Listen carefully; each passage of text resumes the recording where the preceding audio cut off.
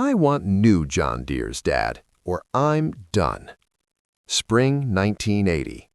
Jennifer Walsh stood in the kitchen of the farmhouse where she'd grown up, holding a glossy equipment brochure like it was evidence in a trial. Her father, Tom Walsh, sat at the table working on a carburetor from the 1949 Farmall M he'd been running since he came back from Vietnam in 1970. He didn't look up. "What's that supposed to mean?" Jennifer set the brochure on the table, pushing aside the carburetor parts. "It means I didn't spend 4 years at the University of Illinois studying agricultural business to come back here and farm with equipment older than I am." Tom was 53, had been farming the same 280 acres in central Illinois since he'd bought it with a VA loan in 1971. Started with that Farmall M his uncle had sold him for $600 and a promise to pay it forward someday. By 1980, he was running 2 tractors, that same Farmall, still going strong, and a 1967 International Harvester 656 he'd bought used in 1974. Paid cash, $5,800 he'd saved over 3 years. His daughter was 23, fresh out of college, full of ideas about modernizing everything. She'd been home 2 weeks. "Those tractors work just fine," Tom said, still not looking up from the carburetor. "They work, but they're not efficient." Jennifer opened the brochure to a full-page spread. "Look at this, a brand new John Deere 4440, 120 horsepower, cab with air conditioning, sound guard body, 16-speed power shift transmission. This tractor would cut our field time in half." Tom set down his wrench. "You know what that tractor costs? $45,000. And you want me to spend $45,000 on a tractor?" "We can finance it, Dad. The dealer said we can put down 20% and finance the rest at 13% over 7 years. Tom picked up the wrench again. "So you want me to go $36,000 in debt?" "It's not debt, it's an investment. With that capacity, we could lease the Richardson property, another 160 acres. With the increased productivity, the numbers work." "The numbers work until they don't." Jennifer pulled out a chair and sat down across from her father. "Dad, you've been farming the same way for 10 years. The world has changed. Everyone's expanding. The Martins just bought 3 new 4640s. The Schneiders are running all new equipment. We're falling behind." Tom looked up for the first time. "Falling behind where?" "In the market, in productivity. Dad, with these old tractors, we're barely profitable some years." Tom set the wrench down, hard. "Barely profitable? Jennifer, this farm is paid for, every acre. Both tractors are paid for. Every implement in that shed is paid for. I owe exactly $0 to any bank or dealer. That's not barely profitable, that's winning. It's not winning if we can't grow. Why do we need to grow? Because that's what successful farms do." Jennifer's voice rose. "They expand, they modernize, they leverage their equity to build something bigger." Tom stood up and walked to the window. Nearly a decade of mornings he'd looked out at those same fields. "Let me tell you about leverage, Jenny." He only called her Jenny when he was deadly serious. "Your grandfather, my father, lost everything in 1954, had 240 acres in Iowa, beautiful land, went into debt in 52 buying new equipment, thought he was building an empire. Bank took it all, every acre. He died in 1968 working another man's farm for wages, never owned land again." "This isn't 1954, Dad." "No, it's not, but debt works the same way it always has. You owe the bank owns you." "That's old thinking." Tom turned from the window. "Maybe it is, but old thinking kept this farm in our family. Old thinking put food on the table every single year. Old thinking sent you to college without a dollar of student debt." Jennifer picked up the brochure. "I'm not saying your way was wrong for your time, but it's my time now. My generation does things differently." "Is that what they taught you at U of I? Go into debt?" "They taught me modern farm management, asset optimization, growth strategies. Dad, you're sitting on 280 acres of paid-off equity and running it like it's 1955. Tom's jaw tightened. 1955 paid for your education. I know, and I appreciate that, but I didn't spend 4 years in school to come back and drive a 30-year-old farmall. Nobody's making you drive anything. Jennifer stood up. What's that supposed to mean? Means if you can't farm without a $45,000 tractor, maybe you can't farm. The kitchen went silent except for the clock ticking on the wall. So that's it? Jennifer's voice was tight. Your way or nothing? Tom picked up the carburetor again. My way is the only way on this farm. When it's your farm, you can make your own decisions. And when will it be my farm? When you're 80? It'll be your farm when you understand what it takes to keep it. Jennifer grabbed the brochure off the table, her hands shaking slightly. You know what? Fine. I've got offers. Schneider Farms wants an operations manager. They're running a real operation. 8,000 acres, all new equipment, professional management.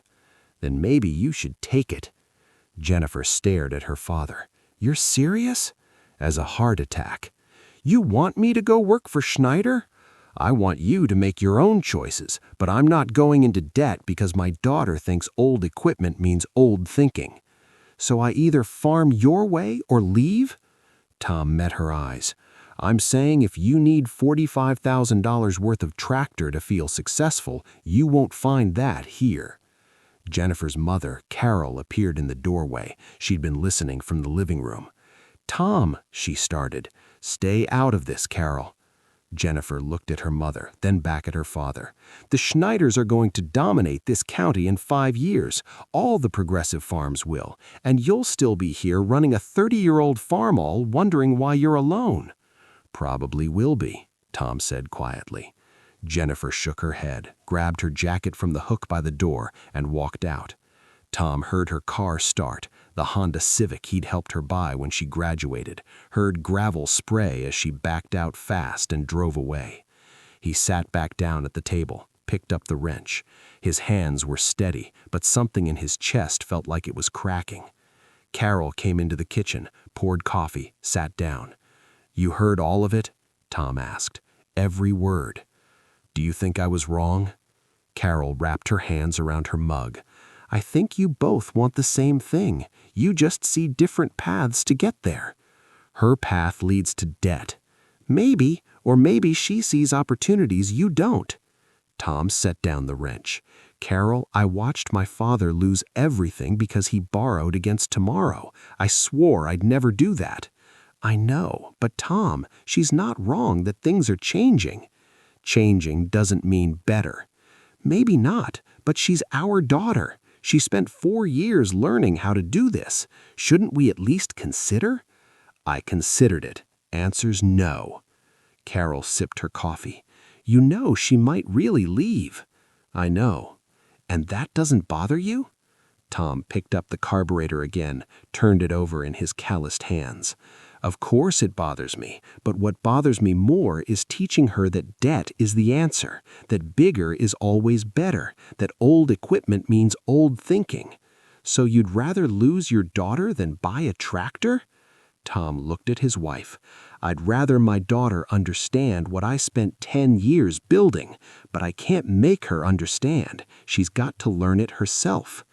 Carol shook her head slowly. She's stubborn, just like you. I know. She might not come back. I know that too. They sat in silence, the carburetor between them, the empty chair where their daughter had been sitting, feeling like a hole in the room. Outside, 280 acres of debt-free farmland stretched to the horizon.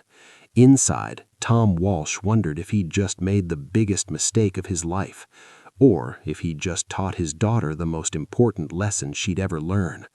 Time would tell. It always did.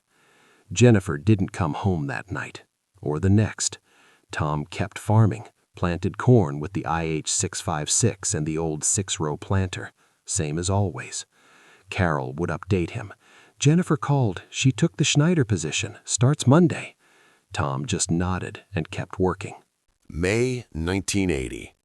Schneider Farms was everything Jennifer had imagined a modern operation should be. 8,000 acres across 3 counties, a fleet of brand new John Deere tractors, 6 4640s, 4 4440s, 2 massive 8640 four-wheel drive units, climate-controlled cabs, GPS guidance systems, state-of-the-art planters and sprayers. The main office looked like something from a corporation, not a farm. Computers, filing systems, professional staff. Jim Schneider himself interviewed Jennifer.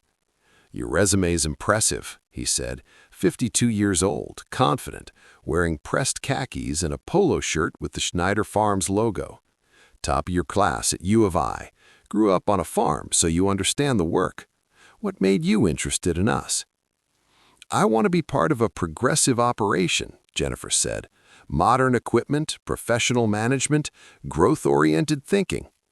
Jim smiled. "You'll fit right in. We're not some small-time outfit stuck in the past. We're building something here. Last 5 years, we've doubled our acreage. Next 5 years, we'll double again." "How are you financing that kind of growth?" Jennifer asked. "Smart leverage. We're borrowing at good rates, buying land while it's affordable, upgrading equipment to maximize efficiency. The key is economies of scale. The bigger we get, the lower our per-acre costs become." Jennifer felt vindicated. This was exactly what she'd tried to explain to her father. "When can I start?" "Monday. We'll put you in as assistant operations manager. $42,000 a year, company truck, benefits. You'll coordinate planting crews, schedule equipment schedules, work with our agronomist on crop planning." It was more money than her father had probably made in his best year ever. She took the job. June 1980. Jennifer threw herself into the work. Managing 8,000-acre planting operations was complex, coordinating crews, scheduling equipment, making sure every field got planted in the optimal window.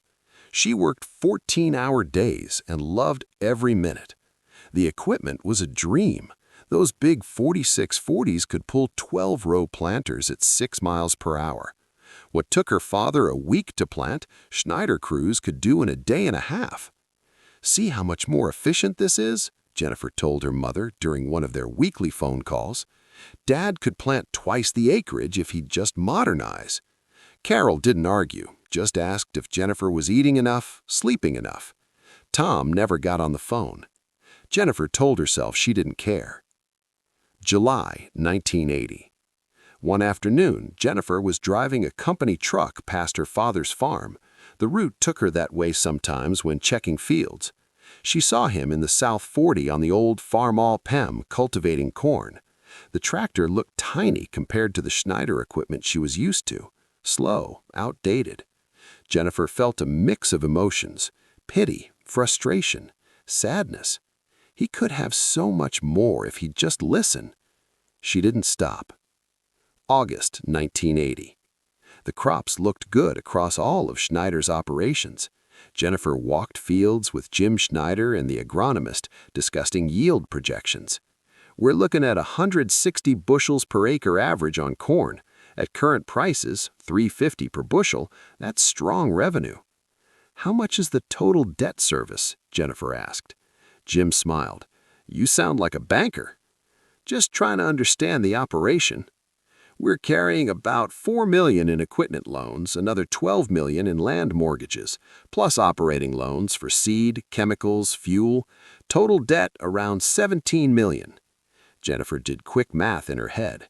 That was a lot. "But our revenue this year should hit $8 million. Minus operating costs, we'll net about $2 million, plenty to service debt and expand." The numbers worked. Jennifer had learned enough in school to know that leverage was normal in modern farming. Still, $17 million was more debt than she could really comprehend. September 1980. Harvest started. Schneider Farms ran 4 combines around the clock, 3 shifts. Jennifer coordinated everything: grain truck schedules, equipment maintenance, crew rotations. It was exhausting and exhilarating. One evening, she was at the main shop when one of the crew leaders mentioned Tom Walsh. Your dad's place, right? He's still running that old farm-all?" "Yeah," Jennifer said. "Man, that thing's ancient. Surprised it still runs." "It runs fine," Jennifer said, defensive despite herself. "Sure, but he could harvest in half the time with a modern combine. Seems like he's working twice as hard as he needs to." Jennifer didn't respond, but the comment bothered her more than it should have. November 1980. Schneider Farms finished harvest with excellent yields. The numbers Jim had projected were close. Total corn production of 1.2 million bushels. At the company's celebration dinner, Jim stood up to toast the team. "Best year in our history, and next year we're going to double down. I'm in talks to acquire the Morrison operation, another 3,000 acres. We'll need more equipment, more crews, but the margins are there. This is how you build an empire." Everyone applauded. Jennifer applauded too. But something nagged at her. The debt. $17 million now. With the Morrison acquisition, it would jump to over $25 million. That was a lot of risk. She pushed the thought away. Jim knew what he was doing. He'd been farming for 30 years. This was modern agriculture. December 1980. Carol called Jennifer at her apartment in town. "Your father wants to know if you're coming for Christmas." Jennifer hadn't been home since she'd left in May. 7 months. "I don't know, Mom. Is he going to lecture me about debt and old equipment? He hasn't mentioned you once." That hurt more than Jennifer expected. "I'll think about it." Christmas came. Jennifer didn't go home. Spent it with friends instead. Told herself she was fine with it. Spring 1981. Interest rates started climbing. The Federal Reserve, fighting inflation, pushed rates higher and higher. By March, prime rate hit 15%. Farm loans tied to prime jumped accordingly. At a management meeting, Jim Schneider looked stressed for the first time since Jennifer had met him. "Our equipment loans just adjusted from 12% to 16%. Land mortgages went from 10 to 14. That's an additional $350,000 annually in interest costs." The room went quiet. "Can we handle it?" someone asked. "We'll make it work. Might have to delay some expansion plans, but we'll be fine." Jennifer did math on her notepad. $350,000 in additional costs. That would eat significantly into their profit margin. For the first time, she wondered if her father's caution wasn't just old-fashioned thinking. It might be wisdom. May 1981. Tom Walsh planted his 280 acres with the same old equipment. Took him 3 weeks. He never called Jennifer. She told herself she didn't care. But sometimes, driving past the farm, seeing him on that old farm-all, she felt something twist in her chest. Pride mixed with doubt. Was she proving him wrong, or was she about to learn he'd been right all along? The farm crisis was coming. Nobody knew it yet, but the warning signs were there. Rising interest rates, falling commodity prices, leveraged farms stretched thin. Tom Walsh, with his paid-off equipment and zero debt, was positioned to survive. Schneider Farms, with $25 million in debt and rising interest costs, was walking a tightrope. And Jennifer was about to learn which approach mattered more. The hard way. January 1982. The farm economy was collapsing. Interest rates hit 18%. Corn prices dropped to $2.40 per bushel, down from $3.50 the year before. Land values started falling for the first time in decades. At Schneider Farms, the Monday morning management meetings had gone from optimistic to tense. "We need to talk about cash flow," Jim Schneider said, looking like he'd aged 5 years in 6 months. Dark circles under his eyes, coffee cup shaking slightly in his hand. Jennifer sat with her notebook, already knowing the numbers weren't good. "Our debt service is now running $4.2 million annually. With corn at current prices, we're projecting gross revenue of $6 million. Operating costs are $3.8 million. That leaves us $800,000 to cover $4.2 in debt payments." Silence around the table. "We're short $3.4 million, someone finally said. "I'm aware," Jim said sharply. "I've been on the phone with the bank all week. They're willing to extend our operating line of credit to cover the gap, but we need to cut costs everywhere possible." "What about equipment purchases?" Jennifer asked. "We were planning to buy 2 more combines this spring." "Postponed. Everything's postponed. No new equipment, no expansion. We're in survival mode." After the meeting, Jennifer sat in her truck in the parking lot, thinking. Schneider Farms was in trouble, real trouble, and her father, farming his 280 acres with old equipment and zero debt, was fine. She hated how right he was starting to look. March 1982. Jennifer drove past her father's farm again. Saw him on the Farm All M, disking fields, getting ready for spring planting.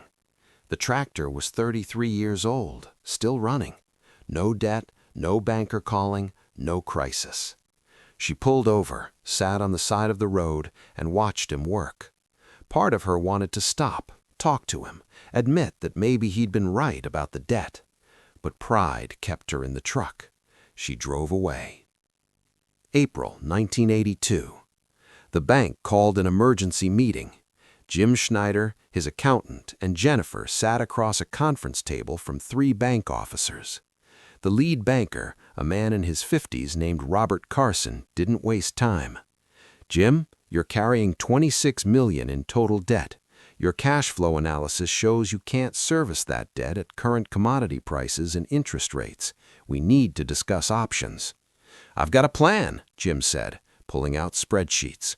"We cut operating costs by 20%, we sell some equipment we're not using, we renegotiate with suppliers. We can make this work." Carson shook his head. "That's not enough. You're underwater by $3 million annually. Even with cuts, you're short." "So what are you suggesting?" "We need to restructure, possibly sell some land to pay down debt, reduce your operation to a sustainable size." Jim's face went red. "I've spent 20 years building this operation. I'm not selling land."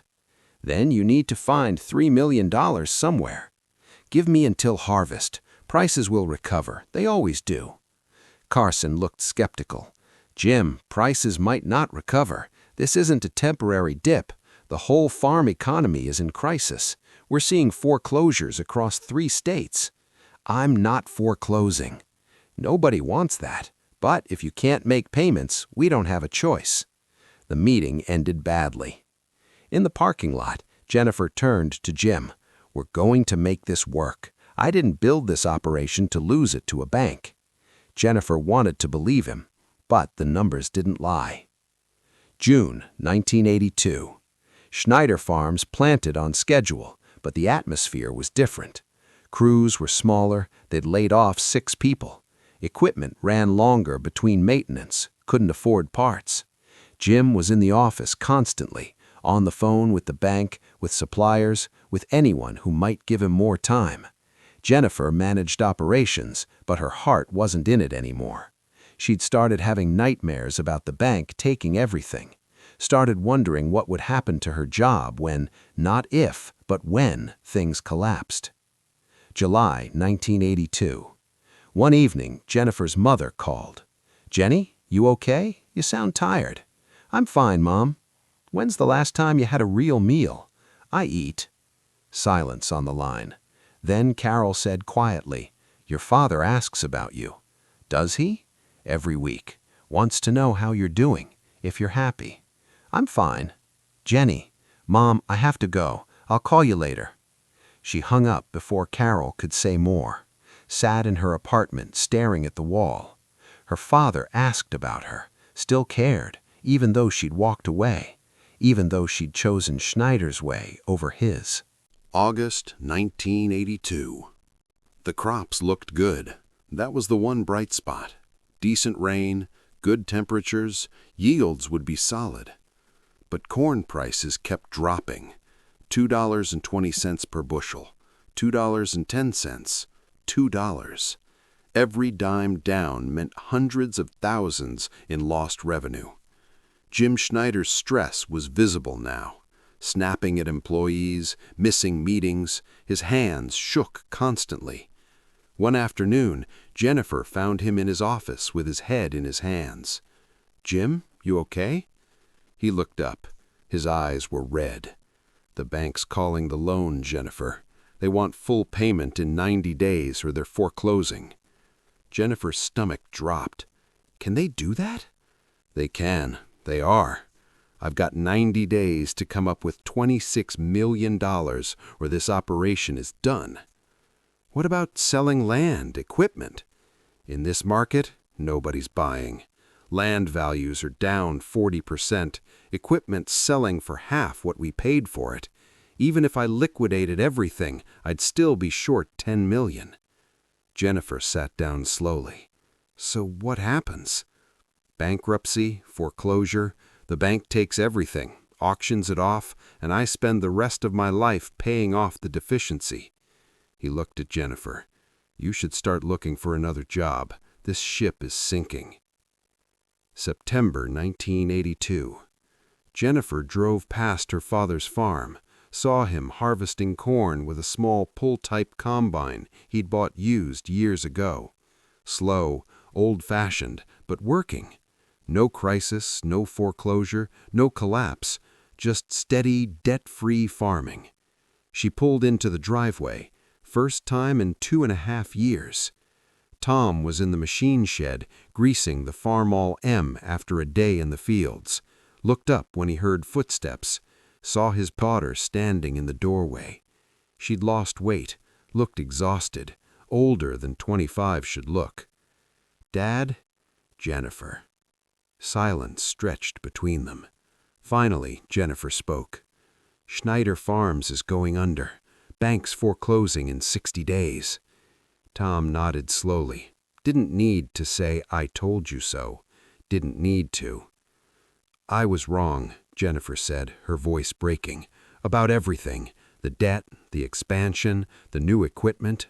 You tried to tell me and I wouldn't listen. You had to learn it yourself. I learned it watching Jim Schneider lose 40 years of work in 6 months, watching good people lose their jobs, watching banks take everything." She wiped her eyes. "Dad, I'm sorry for what I said, for leaving, for thinking you were just stubborn and old-fashioned." Tom set down the grease gun. "You want to know what I think?" "What?" "I think you're my daughter. I think you made mistakes, but you learned from them. And I think there's a Farmall M in the corner that needs a tune-up, if you remember how to do one." Jennifer looked at the old tractor, the one she'd learned to drive on at age 12. "You're saying I can come back?" "I'm saying you never really left. The farm's still here. The door's always been open." Jennifer crossed the shed and hugged her father. First time in 2.5 years. Tom hugged her back. "Welcome home, Jenny." October 1982. Jennifer moved back home, not to her old bedroom. She kept her apartment in town, but she came to the farm every morning at 5:30 a.m., worked until dark, learning to farm her father's way. Tom didn't lecture, didn't say, "I told you so," just handed her wrenches and showed her how to maintain equipment properly. "This Farmall," he said one morning while they were changing oil, "is 33 years old, still runs because we take care of it. Oil every 50 hours, grease every fitting, check the filters, respect the machine, and it will respect you." Jennifer worked in silence, remembering how she'd dismissed this tractor as outdated. Now she understood it differently. It wasn't outdated, it was paid for, and in 1982, paid for mattered more than horsepower. November 1982. The Schneider Farms bankruptcy auction was scheduled on November 12th. Jennifer knew she had to go, not because she wanted to, but because she needed to see it, needed to witness the full consequence of the path she'd advocated for. "You don't have to go," her mother said the night before. Yes, I do." Tom looked up from his newspaper. "Want company?" "Yeah, I'd like that." November 12th, 1982. They arrived at Schneider Farms at 8 a.m. The parking area was packed. 200 people, maybe more. Farmers looking for bargains, dealers looking for inventory, bankers looking to recover their money. The equipment Jennifer had helped manage for 2 years sat in neat rows. 6 4640 tractors, 3 years old, barely broken in. The bank had them listed at $65,000 each. They'd cost $92,000 new. 4 4440s, listed at $48,000 each. Original cost $67,000. The massive 8640 four-wheel drive units, listed at $95,000. They'd cost $148,000 each. Everything was being sold for pennies on the dollar. Jennifer watched farmers walk past the equipment, shaking their heads. "Too much tractor for what they're asking," one said. "Market's flooded. Can pick up equipment anywhere." The auctioneers started at 9 a.m. sharp. "Ladies and gentlemen, we're here for the complete dispersal of Schneider Farms. Everything must go. Let's start with lot number 1, John Deere 4640, serial number." Jim Schneider stood off to the side with his wife. He looked broken, hollow. Jennifer wanted to go talk to him but couldn't make herself move. The first 4640 sold for $43,000, $92,000 new. Sold for $43,000 after 3 years. The crowd murmured. That was actually a decent price in this market. The second one sold for $41,000. The third for $39,000. Each one going for less as buyers realized the bank was desperate to move inventory. By the time they finished the tractors, the 6 4640s had brought an average of $38,500 each. Total, $231,000. The bank was owed over $4 million just on tractor loans. Jennifer watched the numbers and felt sick. Tom stood beside her, hands in his jacket pockets, saying nothing. After 2 hours, they'd sold all the major equipment. Total revenue, $1.8 million. The bank was owed $26 million. A bank representative stood talking to other bankers, their voices carrying. "We'll be lucky to recover 40% of our exposure. This is going to be a significant write-off." "What about Schneider?" "He'll declare bankruptcy. We'll get a deficiency judgment, but he's got no assets left. We'll never collect." Jennifer felt Tom's hand on her shoulder. "You've seen enough?" She nodded. They walked back to his truck in silence. As they drove home, Tom finally spoke. "You know what the real tragedy is?" "What?" "Jim Schneider was a good farmer, smart, hard-working. He didn't fail because he was lazy or stupid. Then why? Because he believed what the bankers and dealers told him, that bigger is always better, that debt is a tool, that you have to expand or die." Tom was quiet for a moment. "That equipment he bought? It was good equipment, well-maintained, productive, but it didn't matter, because when prices dropped and interest rates climbed, the debt crushed him." Jennifer stared out the window. "I believed the same thing." "I know. I thought you were wrong, thought you were just stuck in the past. I know that too." "How did you know? How did you know debt would be the problem?" Tom pulled into their driveway, parked but didn't get out. "Because I watched my father lose everything to debt. I was 15, watched the bank auction off our farm, watched my father become someone else's hired hand." He looked at Jennifer. "I swore I'd never let that happen to me, that I'd build something slow and steady, something nobody could take. Even if it meant staying small, especially if it meant staying small, because Jenny, small and solvent, beats big and bankrupt every single time." December 1982. Jennifer worked alongside her father through the winter. They maintained equipment, repaired what needed fixing, planned for spring planting. One afternoon, while they were rebuilding the carburetor on the IH-656, Jennifer asked the question that had been bothering her. "Dad, were you ever tempted, when everyone else was expanding, buying new equipment, making it look easy?" Tom set down his wrench. "Every day, especially in the 70s when corn hit $4 and everyone was getting rich. The John Deere dealer called me monthly, told me about the new models, the financing deals, how I was leaving money on the table. But you never did. Never did. You know why? Why? Tom walked to the shed door, looked out at the fields. I remembered my father's face the day they took our farm, the way he looked, defeated, ashamed, broken. I promised myself that would never be me. He turned back to Jennifer. I'd rather be small and debt-free than big and owned by a bank. Rather farm with old equipment that's paid for than new equipment that owns me. Jennifer nodded slowly. I understand now. I wish I'd understood 2 years ago. Some lessons can't be taught, have to be learned. Yeah. They went back to work on the carburetor.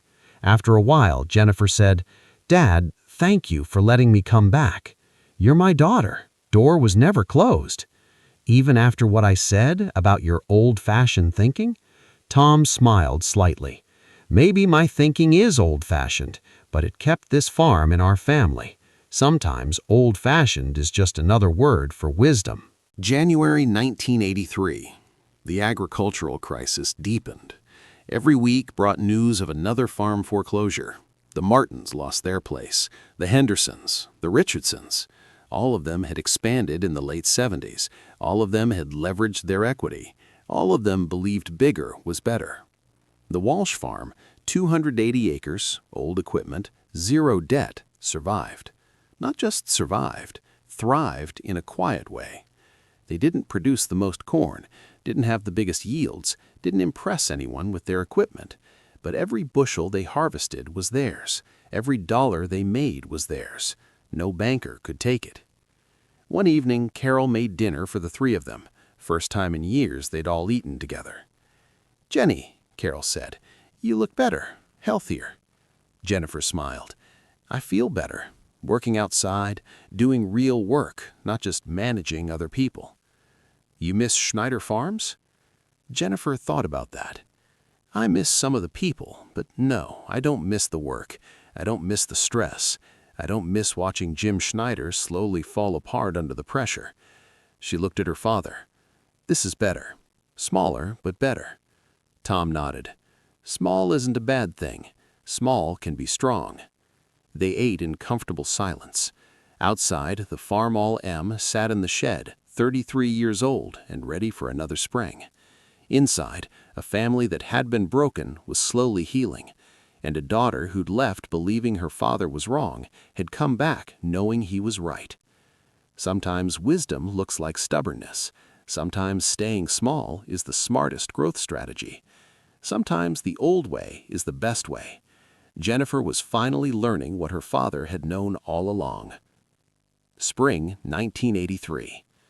Jennifer and Tom planted side by side that spring. Tom ran the Farmall M with the old 4-row planter. Jennifer operated the IHSI 656 with the disc, preparing ground ahead of him. It took them 3 weeks to plant 280 acres. A big operation could have done it in 4 days, but they weren't racing anyone. One afternoon, they stopped for lunch in the shade of the machinery shed. Carol had packed sandwiches and thermoses of iced tea. "You know what I noticed?" Jennifer said. "What's that?" "We're not stressed. Last year at Schneider's, planting season was chaos. Everyone exhausted, equipment breaking down, trying to cover 8,000 acres in 2 weeks. Here, we're just working." Tom took a bite of his sandwich.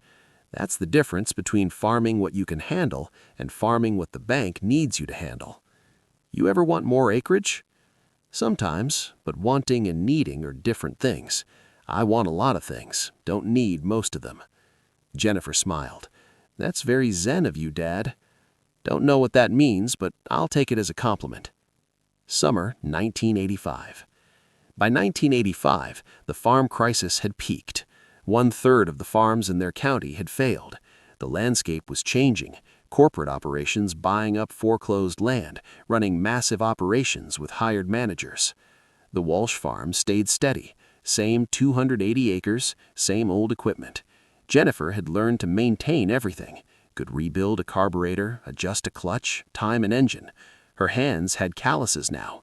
Her face had sun lines. She looked like a farmer. More importantly, she thought like one. One evening in August, she and Tom were checking corn in the south field. "This is going to be a good crop," Tom said, pulling an ear and checking the kernels. "Maybe 140 per acre." "At current prices, that'll be a solid year," Jennifer agreed. They walked the rows in comfortable silence. Then Jennifer said, "Dad, the Richardson place came up for sale." Tom nodded. "Saw that. Bank finally gave up trying to rent it out. It's 120 acres, borders our west side, good ground." "It is." "They're asking $48,000. That's cheap for that land." Tom stopped walking. "You thinking we should buy it?" "I'm thinking we could. We've got the equity. We've got $53,000 in savings. We could pay cash." "What about equipment? We'd need bigger tractors to work 400 acres efficiently." Jennifer smiled. "Or we just work a little longer each season, run what we have." Tom looked at his daughter, really looked at her, seeing the change. 5 years ago, she would have said they needed new equipment to handle more land. Now she understood the difference. "That sounds like something I would say," Tom said. "I learned from a good teacher." "Why do you want it?" "Not for growth, not to impress anyone, but it's good land, Dad, right next to ours. We can afford it without borrowing, and someday, when this farm is mine, it'll be there for the next generation." Tom started walking again. "Let me think about it." Fall 1985. They bought the Richardson place in October for $46,000 cash. Tom wrote the check without borrowing a single dollar. That winter, they planted 400 acres with the same old equipment. Took longer, but they got it done. The Farmall M was 36 years old, still running. 1988. Jennifer was 31 now, had been back on the farm for 6 years. She'd learned patience, learned the value of maintenance over replacement, learned that success wasn't measured in acres or horsepower, but in ownership and sustainability. One spring morning, Tom called her into the kitchen. "Sit down. Need to talk to you about something." Jennifer sat, suddenly nervous. "You okay? Is it your health?" "I'm fine, but I'm 61. Time to start thinking about the future." He pulled out a folder from the desk drawer. "This is the deed to the farm, all 400 acres. I'm signing it over to you." Jennifer stared. "Dad!" "Let me finish. This farm is paid for, every acre. The equipment's old, but it runs. There's $68,000 in savings, no debt anywhere." He slid the deed across the table. "It's yours. You earned it." Jennifer picked up the deed with shaking hands. "I don't know what to say." "Don't say anything. Just promise me something." "What?" "Promise me you'll never forget what almost happened. You walked away from here thinking debt was the answer, thinking bigger was better. You learned the hard way it's not." He looked at her seriously. "Don't forget that lesson. Don't let success make you think you're too smart to fail. The Schneiders thought that. Look where it got them." "I won't forget," Jennifer said, her voice thick. "I promise." "Good, because this farm, it's not just land and equipment. It's a way of thinking, a way of life. You preserve that, and it'll take care of you." Jennifer stood up and hugged her father. "Thank you for everything, for not giving up on me when I gave up on you." "You never gave up on me. You just needed to learn your own way." 1990. Tom still helped on the farm, but Jennifer ran everything now.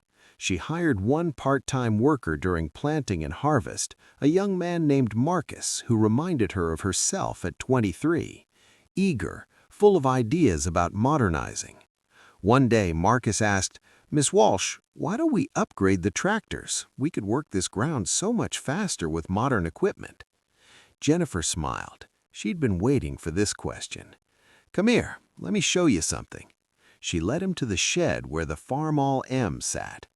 "This tractor is 41 years old, original engine, never rebuilt, just maintained. You know why we still use it? Because it runs? Because it's paid for, Because when commodity prices drop or interest rates spike, this tractor doesn't care. It's ours. No banker can take it.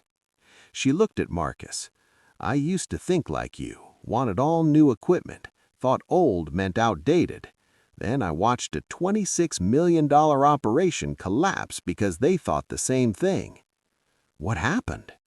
The bank took everything. Good equipment, good land, good farmers, didn't matter. The debt crushed him. Marcus was quiet. I'm not saying never upgrade. I'm saying never borrow to upgrade. Save the money, pay cash.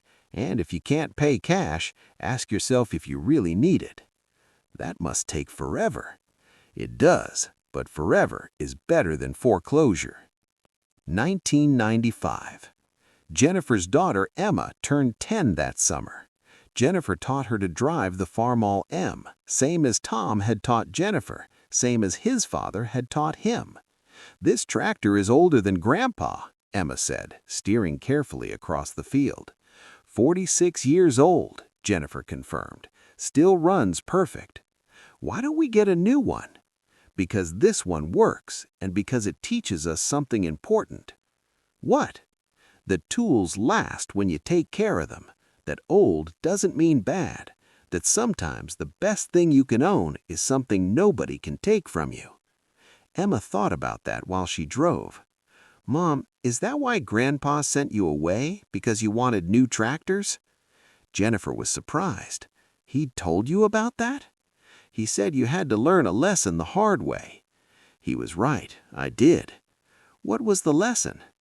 Jennifer looked at her daughter, seeing herself at that age. That wisdom sometimes looks like stubbornness, that your grandpa wasn't old-fashioned, he was smart, and that the best path isn't always the fastest one. They drove in silence, the old Farmall purring steadily beneath them. 3 generations of wisdom in one machine. 400 acres of paid-for ground stretching to the horizon. A family that had been broken and healed.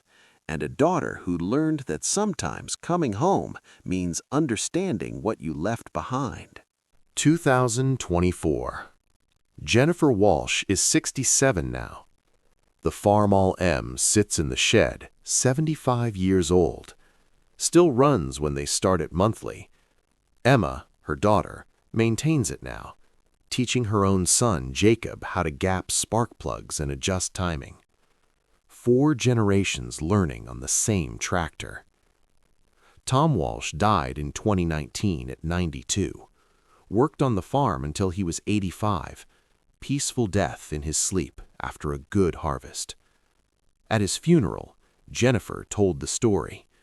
The confrontation in 1980, her demand for new John Deeres, her father sending her away. The crisis that proved him right, her return. My father taught me the most important lesson of my life, she said, voice steady despite tears. But he couldn't teach it with words. I had to learn it by watching a $26 million operation collapse under debt, while his debt-free farm survived. She looked out at the packed church, farmers from 3 counties. He taught me that wisdom sometimes looks like stubbornness, that old equipment doesn't mean old thinking, that staying small can be the smartest strategy. Present day. Jennifer still farms the 400 acres. Hired help does most of the field work now, but she's there every day, overseeing, maintaining, teaching.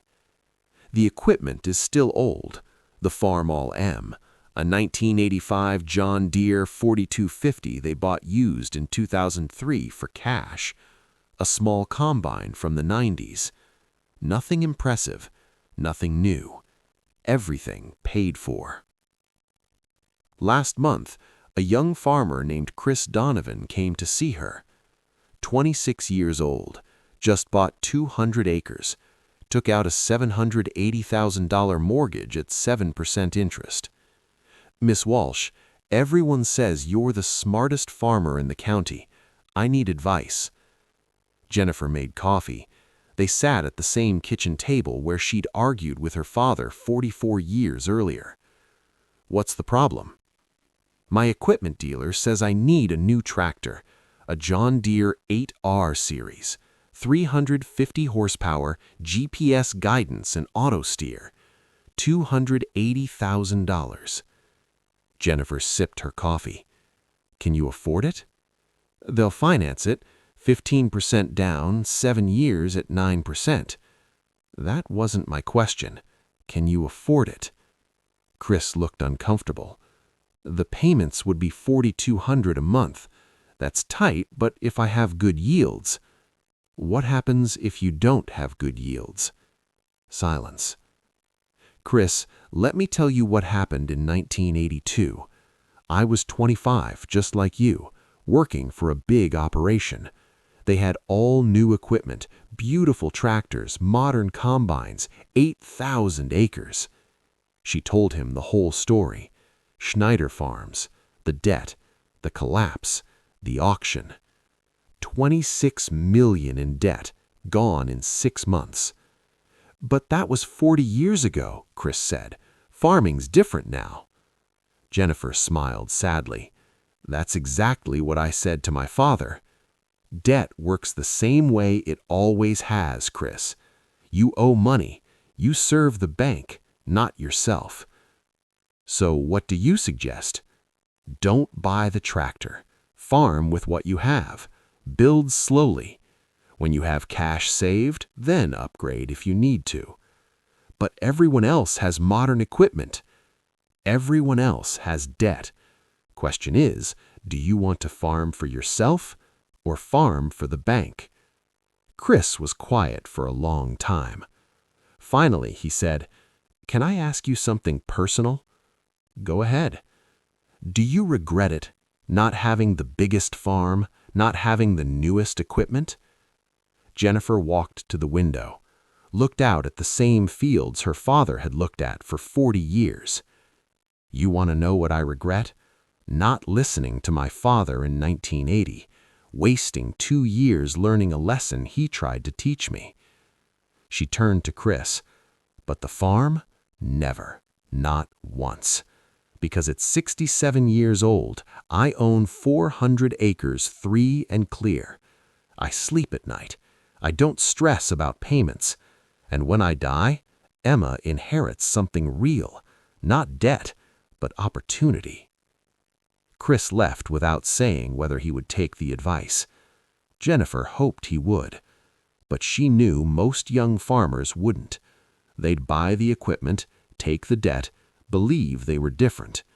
Some would make it, most wouldn't. That evening, Jennifer walked out to the shed, started the Farmall M, listened to its 75-year-old engine purr. "Thanks, Dad," she said quietly, "for being stubborn, for sending me away, for letting me come back." The tractor sat there, faded red paint and worn seat, proof that some things are built to last. Not just tractors, wisdom, values, the understanding that success isn't measured in acres or horsepower, but in ownership and peace of mind. Jennifer shut off the Farmall M, walked back to the house. Tomorrow she'd work the same 400 acres, run the same old equipment, build nothing spectacular. But she'd own every bit of it, and that made all the difference. Her father had been right all along. Sometimes the smallest farms are the strongest. Sometimes old equipment is the smartest investment. Sometimes staying put is the best growth strategy. And sometimes sending your daughter away is the greatest gift you can give her. Because some lessons can only be learned the hard way. And some wisdom looks like stubbornness until time proves it was wisdom all along.